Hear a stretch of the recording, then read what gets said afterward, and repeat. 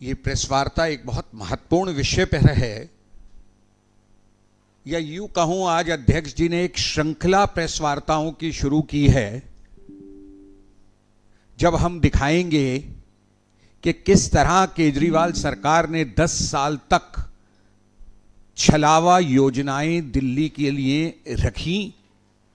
वो रखी जाती थी बजट में और फिर उसके बाद उनके बारे में कोई कुछ नहीं जान पाता था। इस प्रेस वार्ता में हमारे साथ हमारे साथी प्रवक्ता श्री शुभेंदु शेखर अवस्थी और डॉक्टर ममता त्यागी भी उपस्थित हैं। मैं माननीय अध्यक्ष जी से अनुरोध करूंगा कि वह अपनी बात रखें। नमस्कार मित्रों,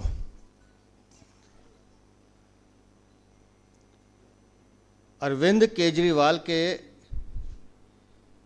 काले कारनामों की फेहरिस्त बहुत लंबी है।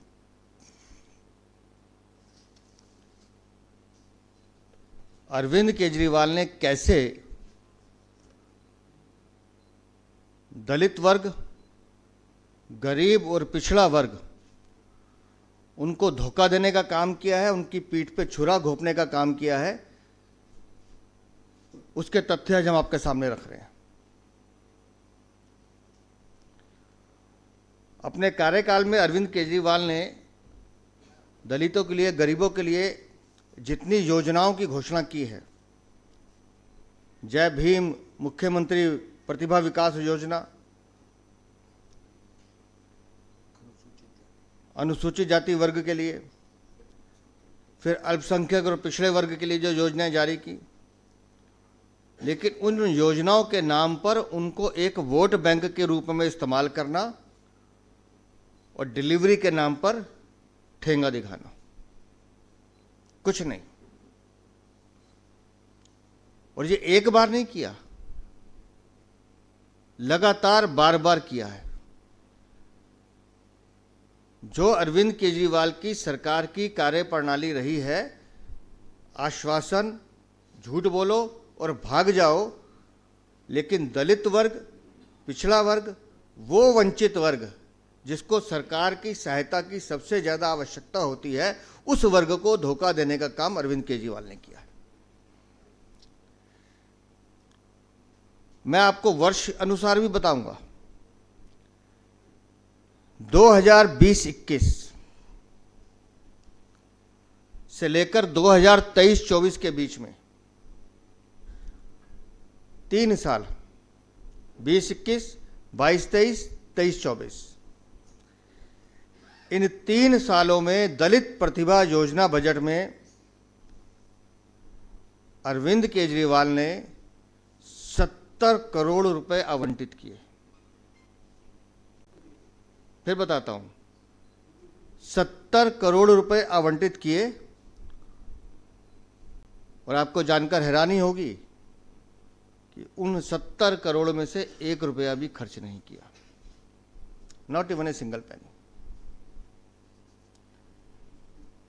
और 2020-21 से 2023-24 के बीच में अगर मैं अल्पसंख्यक, पिछड़े, गरीब भी जोड़ दूं तो उनके लिए 250 करोड़ का लंबा चौड़ा एक बजट उन्होंने झूठी घोषणाओं का किया, और खर्च किए सिर्फ 4 करोड़ 2 लाख रुपए। 250 करोड़ में से out of 250 crore his government spent only 4.2 crore. ये अरविंद केजरीवाल का मॉडल था। मुख्यमंत्री, जैसा मैंने कहा कि जय भीम मुख्यमंत्री प्रतिभा विकास योजना, इसके अंतर्गत 2020-21 से लेकर 2023-24 तक अरविंद केजरीवाल ने फिर मास्टर स्ट्रोक मारा, आवंटित किए 461 करोड़ रुपए, 461 करोड़ रुपीस, और खर्च हुए हैं 32.2 करोड़ ओनली, मतलब 7% ओनली। और ये अपने आप को बाबा साहब के अनुयायी कहने वाले झूठे लोग दलितों के, गरीबों के, पिछड़ों के हमदर्द बनते हैं। उनकी थाली से रोटी चुराने का काम करने वाले अरविंद केजरीवाल को बताना चाहिए कि ये पैसा जो तुमने आवंटित किया दिखाने के लिए कागजों पर, वो पैसा उन गरीबों तक क्यों नहीं पहुंचा। दिल्ली में दलित बस्तियां हैं, उन्हें दलित बस्तियों के सुधार के लिए अरविंद केजरीवाल सरकार ने 2020-21 से लेकर 2023-24 तक 260 करोड़ की अलग अलग योजनाएं अनाउंस की कि हम ये करेंगे, हम फलाना करेंगे, हम ढिमड़ा करेंगे, जो भी बोलना था उन्होंने, और खर्च किया 120 करोड़ 60 लाख आउट ऑफ 260 करोड़।